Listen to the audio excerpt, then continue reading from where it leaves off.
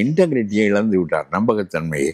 அவர் நிறைய பணம் வைத்திருக்கிறார், சொத்து வைத்திருக்கிறார், அங்கே வீடு கட்டுகிறார், இங்கே வீடு கட்டுகிறார் என்றெல்லாம் எடுத்த உடனே ஒரு ஆளுங்கட்சி ஆகாதவனுடைய பேர் இந்த அளவுக்கு அடிபடுவதை நான் கேட்டதில்லை. ஆகவே மத்திய அரசாங்கத்தினுடைய அதிகாரம் ஒரு உதவியது. அவருடைய தேர்தலிலேயே ஒரு 500 கோடி ரூபாய் செலவு செய்தார் என்று சொன்னார்கள் கோயம்புத்தூர்ல. இல்ல, ஆரம்பத்துல எனக்கு எல்லாமே நண்பர்கள் தான் செலவு செய்யறாங்க, அவங்களுடைய பணத்தெல்லாம் இது பண்றேன்னு சொன்னாரு. இப்போ இந்த மாதிரி பேர் வரும்படியான நிலைமையை அண்ணாமலை எடுக்கக்கூடாது.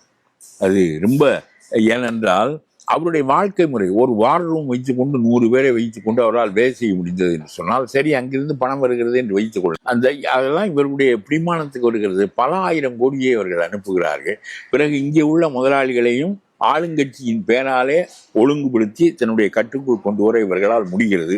ஆகவே இந்த மாதிரி பேர் வராமல் பார்த்து கொள்ள வேண்டிய கடமை நம்முடைய அண்ணாமலைக்கு இருக்கிறது. நம்முடைய வாழ்க்கை முறையை பார்ப்பார்கள்.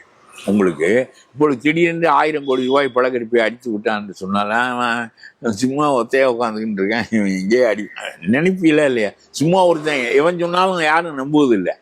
அதனால சொல்லுகிறேன், அந்த மாதிரி பேர் ஏற்படும்படி வரக்கூடாது. ஒரு தனி கட்சி ஆரம்பிப்பார் அப்படின்றாங்க. இன்னொரு பக்கம் தனி கட்சி ஆரம்பிக்க, ஆனா அவருடைய பேர் இவ்வளவு மோசமாக கிடக்குது.